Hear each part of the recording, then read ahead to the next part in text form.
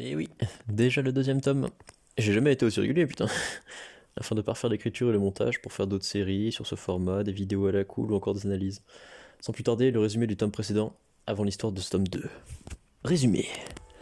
Durant la guerre sainte du XVIIIe siècle, les soldats d'Athéna connus sous le nom de chevaliers sacrés combattent contre les spectres d'Hadès.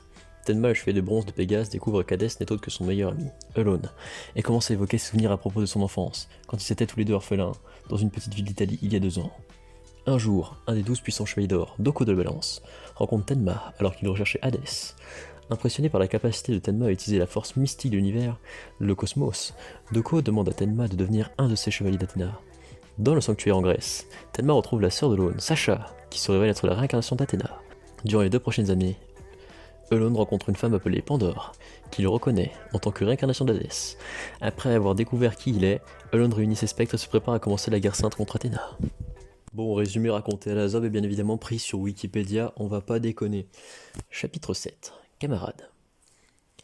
Nous sommes dans la salle du pop avec le pop, Chion et Doko. 3 chevaliers d'argent viennent faire leur rapport. Ils reviennent de l'Italie, où les spectres se sont rassemblés et se sont tous fait tuer. À ces mots, Chion a un déclic. Que font-ils ici s'ils se sont tous fait décimer? C'est alors que le chevalier du cocher, de la flèche et du cerbère tente d'attenter à la vie d'Athéna. Ils sont bien évidemment calmés par Chion et Doko. C'est alors que l'on découvre les surplis des chevaliers d'argent. Ils ont juré fidélité à Hadès après avoir été tués par les spectres. Alors que le combat recommence, Athéna ressent leur douleur et leur regret, et les voyant se faire poutrer par les 2 chevaliers d'or sous ses yeux, elles fond en larmes. Ainsi, dans leur agonie, les renégats avouent qu'ils auraient voulu de nouveau combattre pour elle. Fous de rage, Doko et Chion n'attendent que d'aller démolir du spectre. C'est alors que le peuple leur ordonne de partir pour la cathédrale de la forêt avec quelques chevaliers de bronze. Tenma est dépêché par Doko pour honorer sa promesse et partir défendre Elone. Chapitre 8. Retrouvailles.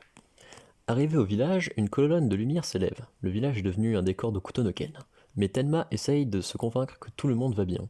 Il passe la porte de l'orphelinat et c'est une mare de sang qu'il y trouve. Et Phlégias du Lycan. Tenma le défonce à coups de Pegasus Ryuseiken.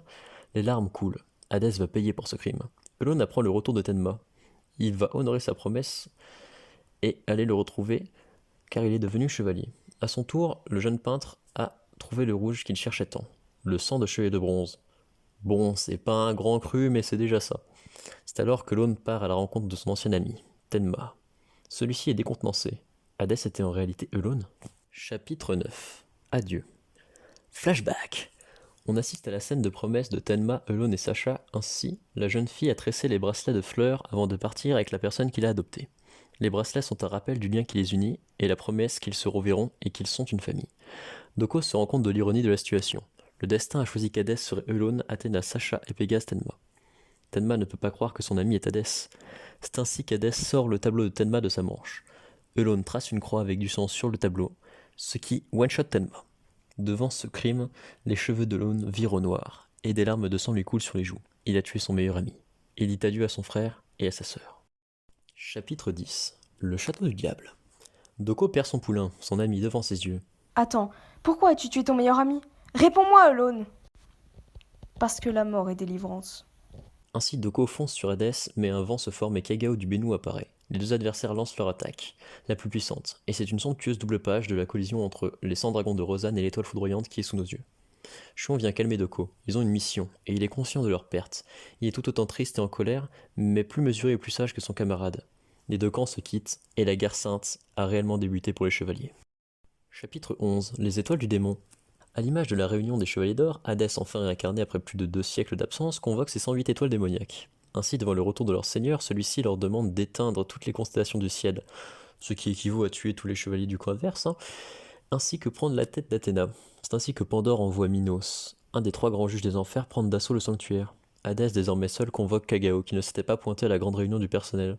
Celui-ci demande à son seigneur de relever sa manche. Ainsi, il constate que Doko l'a blessé. Il enrage et jure de lui faire payer cet affront. Il s'envole vers le sanctuaire. Retour sur Yato, chevalier de licorne déclaré mort, avec Tenma en Italie. Et ben en fait, il n'en est rien. Ainsi, il tombe sur le cadavre de son pote Tenma, il lui crie de s'accrocher à la vie lorsqu'un mystérieux individu venu en reconnaissance fait son apparition. Chapitre 12. Le chevalier mystérieux. Athéna a une vision de son frère Elone avec des larmes de sang et en armure Kamui qui tient dans ses bras le cadavre de leur ami Tenma. À son réveil, Chion et Doko de retour d'Italie viennent lui faire leur rapport. La mission était un fiasco total. Yato et Tenma sont morts et Elone est la réincarnation d'Hadès. Les craintes de Sacha se sont confirmées en l'espace de quelques secondes. Elle vient de perdre tout ce qu'elle possédait, mais étant Athéna, elle ne peut se permettre de perdre face. Ainsi, sans une larme, elle donne de nouveaux ordres aux chevaliers et se prépare à la guerre. De même, elle les félicite et réconforte ses deux chevaliers d'or. Athéna, quelle force! Tenma, son ami d'enfance, est mort, et son propre frère est devenu la réincarnation d'Hadès. Elle devrait s'effondrer en larmes. Et pourtant... Retour sur nos amis Tenma et Yato. La licorne essaye de sauver Tenma pour le bonheur de Sacha, plus que pour ses propres intérêts, et il le déteste. La personne mystérieuse apparaît devant eux. Yato, la prenant pour un spectre, l'attaque sans sommation mais ne peut rien faire et se fait maîtriser. C'est alors que l'on comprend que la personne mystérieuse est en réalité une femme dénommée Yuzuria, qui est venue en scred chercher Tenma sur les ordres de son maître, car il n'est pas encore mort. Elle téléporte donc les trois protagonistes à Jamir. Chapitre 13, Jamir. Il se trouve désormais devant la fameuse tour où Mo réside dans la série originale. Yato est perdu, méfiant et perplexe, et tombe alors sur un cimetière d'armures. À la vue de ses armures vides et détruites, il s'attaque de nouveau à Yuzuria, mais est calmé par son maître Akurei, qui lui apprend qu'ils sont sur une terre offerte par Athéna pour lutter contre Hadès, et pour preuve, il répare l'armure de Yato avec le sang de Yuzuria. Ainsi, l'armure de la licorne renaît. Quant à Tenma, il se trouve entre la vie et la mort grâce au cosmos d'Athéna contenu dans son bracelet. C'est ainsi qu'Akurei envoie Yato chercher Tenma aux enfers pour le ramener avant que les fleurs sur son bracelet soient fanées, sans quoi il restera bloqué en enfer. Chapitre 14, le puits des âmes.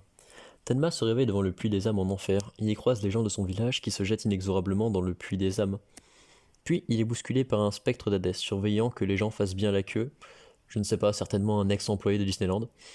Un Pegasus Ryoseiken plus tard, le spectre dit au chevalier qu'il se trouve entre la vie et la mort en enfer. Il comprend alors que l'eau l'a tué. Un deuxième spectre fait son apparition en parallèle. Yato entame son voyage vers l'enfer grâce à un sabre saint baigné dans les prières d'Athéna. Akurei utilise le cercle des âmes sur Yuzuria et Yato aussitôt. Chapitre 15, interrogatoire. Tenma est dans une prison / salle de torture car il s'est fait rouster par Fyodor de la Mandragore de l'étoile céleste de la douleur. Autrement dit, il a un job mettant en valeur ses talents en lui. Il s'en va et les sauveurs de Tenma font leur apparition, mais ils sont repérés par le spectre, vaincu par Pégase lors de son entrée aux enfers. Fyodor revient et s'attaque à l'équipe de Yato. Celui-ci s'interpose devant Yuzuria pour la protéger et s'apprête à se battre. Fin, cliffhanger. Bon, là on commence à voir un peu plus d'action que dans le tome précédent. Le cimetière d'armure, les combats et surtout la mort du héros, l'introduction de Jamir et de ses habitants, la caractérisation de Sacha qui est une Athéna qui accepte sa douleur et l'encaisse pour le plus grand bien. On voit aussi pour la première fois l'enfer, et Yato termine le tome sur une sorte de cliffhanger se voulant badass. C'est qu'il en deviendrait presque attachant, cet ancien rival de Tenma. On découvre également la réparation d'armure.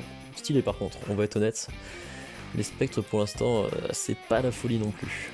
Bref, si cette vidéo t'a plu, tant mieux. Si elle ne t'a pas plu, j'en suis désolé. J'essaie chaque jour de m'améliorer, alors laisse une critique constructive. Allez, salut!